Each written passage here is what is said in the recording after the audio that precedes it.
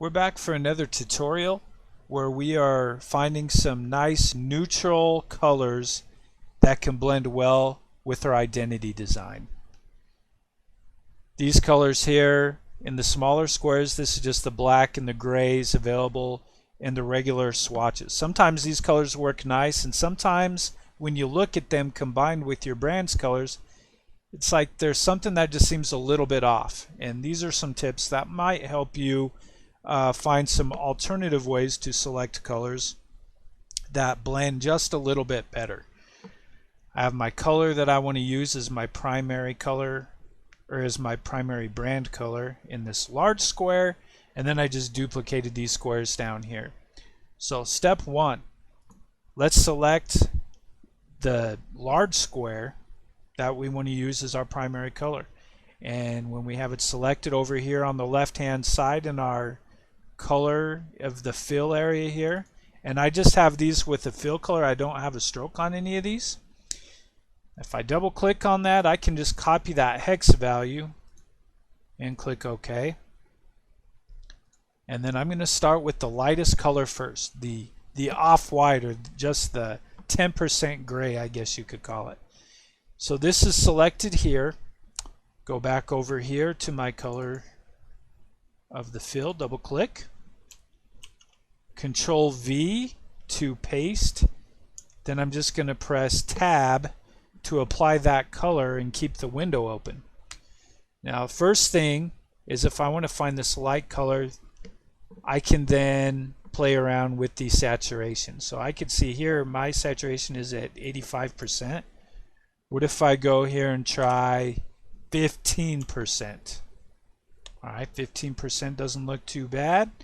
I could try to go lighter if I wanted to. I could go maybe 10. Let's see what that looks like. And it's a little bit lighter on there. You can see the preview up here and how it matches.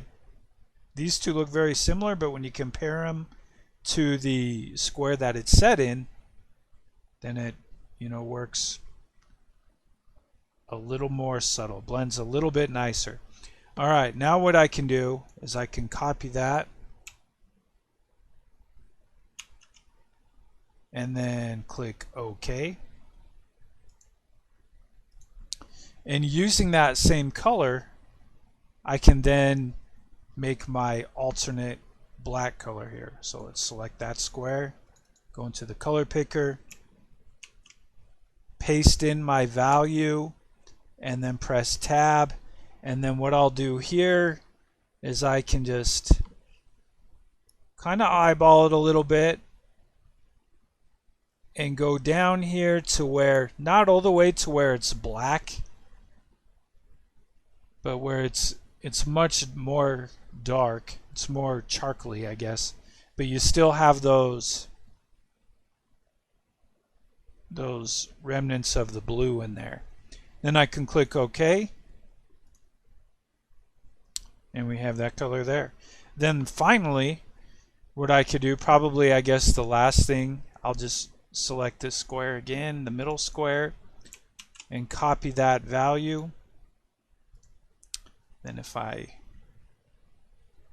reselect this lower middle square, go into the color, paste this, press Tab, and then this time what I might do is change the saturation somewhere in between where it was before. So I could try 50. 50 doesn't look bad. You could try it a little lighter, a little darker. Kind of your call with that. There's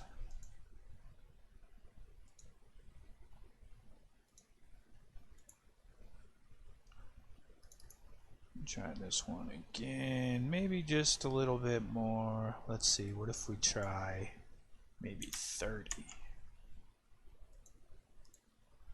Alright, and there you go. So this method is just using the color selector, not really that scientific, of a way to do it. You're kind of eyeballing it still, but I think that you can get some better alternative neutral colors than just by using your default swatches, and gives you something at least in the toolbox to play around and experiment with on your future identity design projects. I appreciate you watching. Let me know what you think in the comments, and we'll catch you on our next tutorial.